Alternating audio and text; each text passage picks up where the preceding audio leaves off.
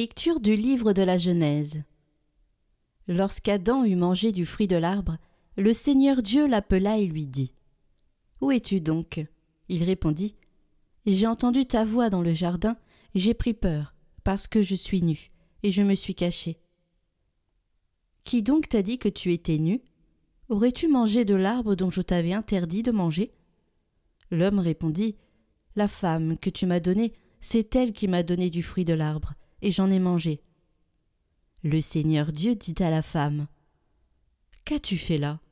La femme répondit : « Le serpent m'a trompée et j'ai mangé. » Alors le Seigneur Dieu dit au serpent : « Parce que tu as fait cela, tu seras maudit parmi tous les animaux et toutes les bêtes des champs.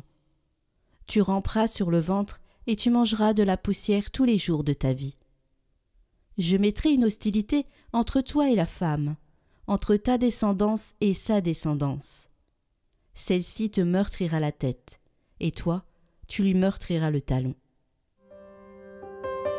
Du fond de la nuit, Dieu, vers toi je crie, tu entends ma voix, car auprès de toi sont miséricorde et rachat. Ô mon Créateur, j'attends tout de toi, plus que le veilleur désire l'aurore, mon âme espère en ta parole. Je crie vers toi, sauve-moi, ô Seigneur, que mon chant s'élève des profondeurs. Béni sois-tu pour ta fidélité, ô Éternel, Dieu sauveur Emmanuel. Seigneur, mon abri et ma citadelle, ta grâce infinie pardonne et relève, sans toi qui pourrait subsister. Mon âme assoiffée soupire après toi, plus que le veilleur désire l'aurore, attends le Seigneur Israël. Je crie vers toi, sauve-moi, ô Seigneur, que mon chant s'élève des profondeurs. Béni sois-tu pour ta fidélité, ô Éternel, Dieu sauveur Emmanuel. Mes yeux ont vu ton salut, ta lumière. J'étais perdu et tu m'as retrouvé. Mon cœur exulte, mon âme est en fête, ô Éternel, Dieu sauveur Emmanuel, Dieu sauveur Emmanuel.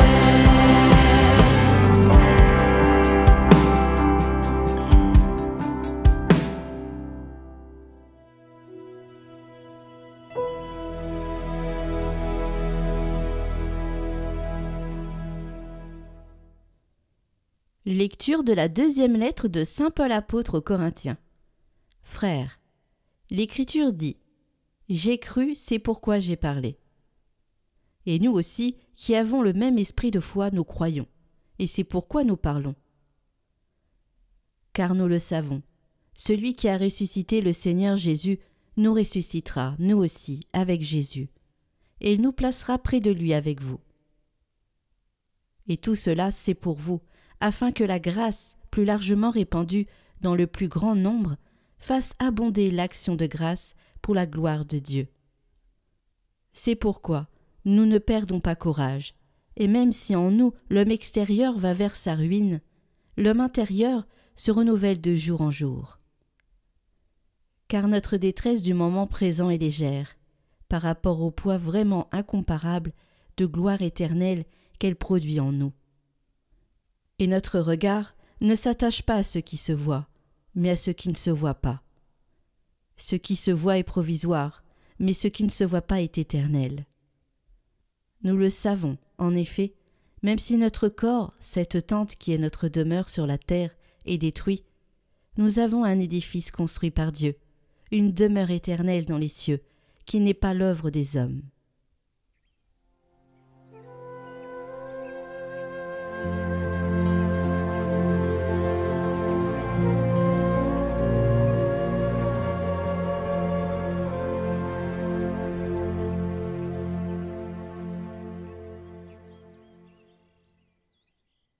Évangile de Jésus-Christ selon saint Marc. En ce temps-là, Jésus revint à la maison, où de nouveau la foule se rassembla, si bien qu'il n'était même pas possible de manger. Les gens de chez lui l'apprenant, vinrent pour se saisir de lui, car ils affirmaient « Il a perdu la tête ». Les scribes, qui étaient descendus de Jérusalem, disaient « Il est possédé par Belzéboul. C'est par le chef des démons qu'il expulse les démons. » Les appelant près de lui, Jésus leur dit en parabole « Comment Satan peut-il expulser Satan ? Si un royaume est divisé contre lui-même, ce royaume ne peut pas tenir. Si les gens d'une même maison se divisent entre eux, ces gens ne pourront pas tenir. Si Satan s'est dressé contre lui-même, s'il est divisé, il ne peut pas tenir, c'en est fini de lui. Mais personne ne peut entrer dans la maison d'un homme fort et piller ses biens s'il ne l'a d'abord ligoté. Alors seulement il pillera sa maison. Amen, je vous le dis, tout sera pardonné aux enfants des hommes, leurs péchés et les blasphèmes qu'ils auront proférés. Mais si quelqu'un blasphème contre l'Esprit Saint, il n'aura jamais de pardon. Il est coupable d'un péché pour toujours. Jésus parla ainsi parce qu'ils avaient dit « Il est possédé par un esprit impur ». Alors arrivent sa mère et ses frères. Restant au dehors, ils le font appeler.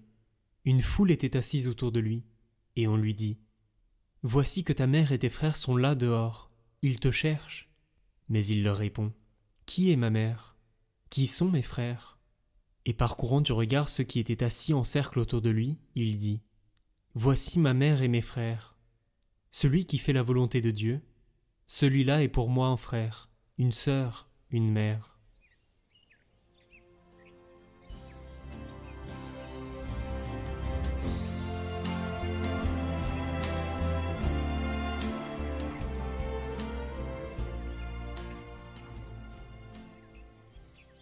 Chers amis de Catoglade, dans l'évangile de ce jour, nous avons entendu qu'à la suite des exorcismes de Jésus, certains pharisiens ou scribes accusent Jésus de chasser les mauvais esprits par Belzébuth, le chef des démons. Cet épisode se trouve d'ailleurs dans les 3 évangiles synoptiques, Marc, Matthieu et Luc.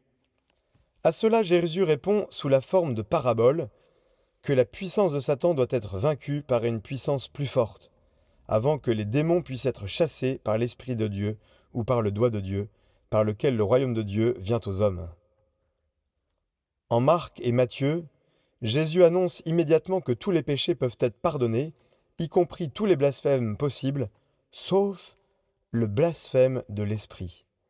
Je le cite. « En vérité, je vous le dis, tout sera remis aux enfants des hommes, les péchés et les blasphèmes tant qu'ils en auront proféré, mais quiconque aura blasphémé contre l'Esprit Saint n'aura jamais de rémission, il est coupable d'une faute éternelle. » Et en Matthieu, on lit « C'est pourquoi je vous dis, tout péché et tout blasphème sera pardonné aux hommes, mais le blasphème contre l'Esprit ne sera point pardonné.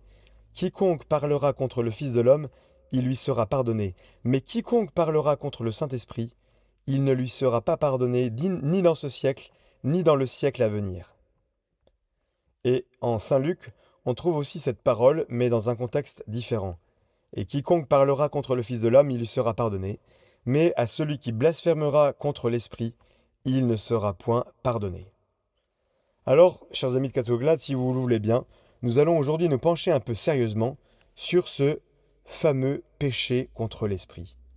Pourquoi le blasphème contre l'Esprit Saint est-il impardonnable ? En quel sens entendre ce blasphème ?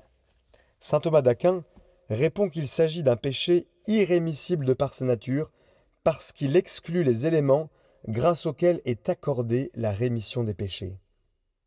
Selon une telle exégèse, Le blasphème ne consiste pas à proprement parler à enfoncer en parole l'Esprit Saint, comme le dit d'ailleurs le pape Jean-Paul II dans son encyclique Dominum et Vivificantem sur le Saint-Esprit.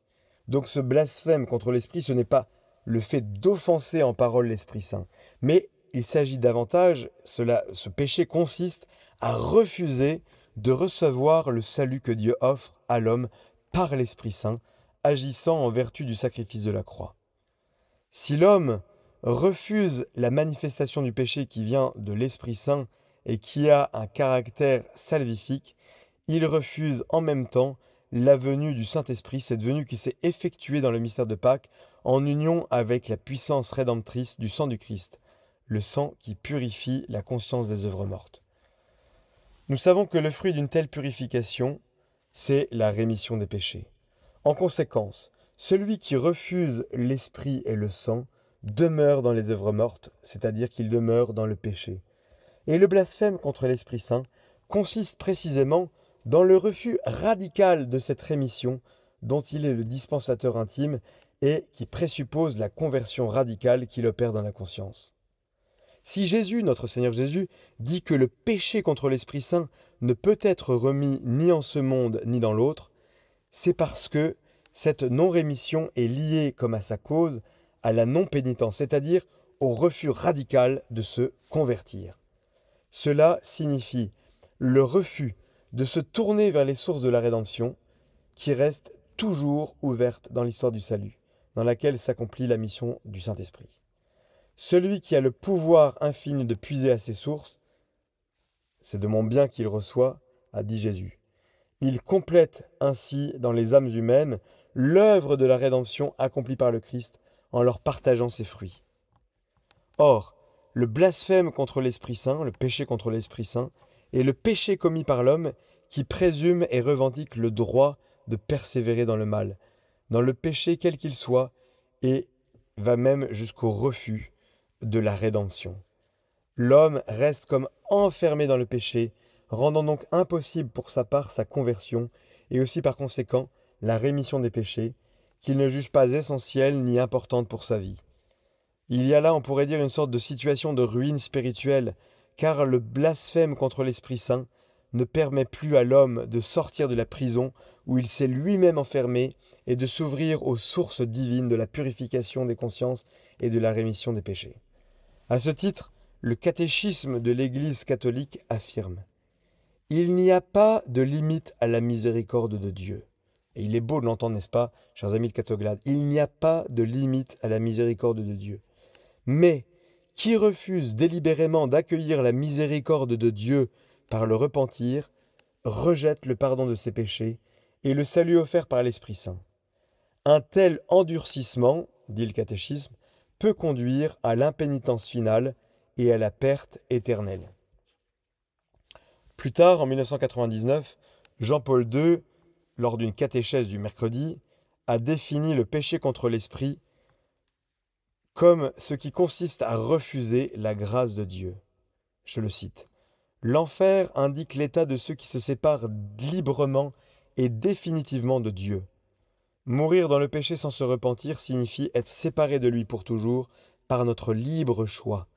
Cet état d'auto-exclusion définitive de la communion avec Dieu et les bienheureux, eh bien, a un nom, ça s'appelle l'enfer.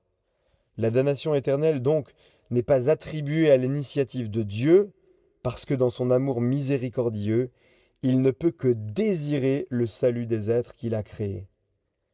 La damnation consiste précisément dans la séparation définitive d'avec Dieu, librement choisie par la personne humaine et confirmée par la mort qui scelle à jamais son choix.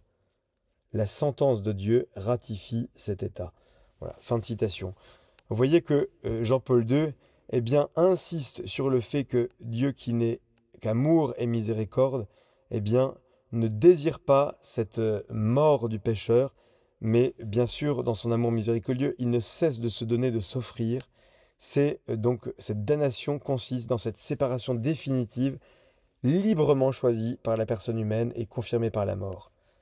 Donc, on pourrait dire que, en réalité, le blasphème contre l'esprit, C'est vraiment cette dernière pierre d'un édifice déjà bâti par une longue suite de refus de Dieu. Refus graves, refus conscients, refus délibérés. Nul ne blasphème contre l'Esprit Saint par inadvertance, par négligence. Si le blasphème contre l'Esprit Saint est condamnable et impardonnable, c'est que celui qui le commet a choisi, jour après jour, de s'aveugler, de sorte qu'un jour arrive où il devient incapable de reconnaître l'action de Dieu lorsqu'elle se présente avec évidence. Par le même processus de longue haleine, il s'est rendu incapable de discerner le bien du mal. À l'instant où il commet l'irréparable, ce peut être apparemment une erreur de jugement, mais en vérité, c'est un acte éminemment personnel qui vient du plus profond de son histoire spirituelle. Alors face à un tel mystère qu'est ce péché contre l'esprit, ce fameux blasphème contre l'esprit, péché impardonnable, eh bien nous ne pouvons faire qu'une seule chose en ce 10e dimanche où nous avons médité ce texte de saint Marc qui nous présente cette parole de Jésus, qui nous interpelle sur ce blasphème contre l'esprit. Oui, demandons donc à l'Esprit Saint le don du discernement, ce don pour tous les baptisés, afin que aucun ne se ferme à cette source vive de la grâce, aucun n'entre dans un tel endurcissement qui le conduirait peut-être à la damnation.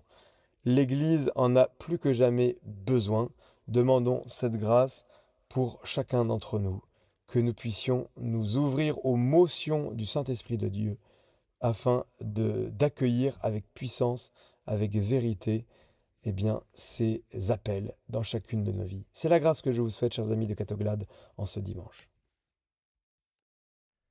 Prions pour toutes les intentions déposées en commentaire cette semaine. Notre Père, qui es aux cieux, que ton nom soit sanctifié, que ton règne vienne, que ta volonté soit faite sur la terre comme au ciel. Donne-nous aujourd'hui notre pain de ce jour. Pardonne-nous nos offenses, comme nous pardonnons aussi à ceux qui nous ont offensés. Et ne nous laisse pas entrer en tentation, mais délivre-nous du mal. Amen. Je vous salue Marie, pleine de grâce. Le Seigneur est avec vous. Vous êtes bénie entre toutes les femmes, et Jésus, le fruit de vos entrailles, est béni. Sainte Marie, Mère de Dieu, priez pour nous pauvres pécheurs, maintenant et à l'heure de notre mort. Amen.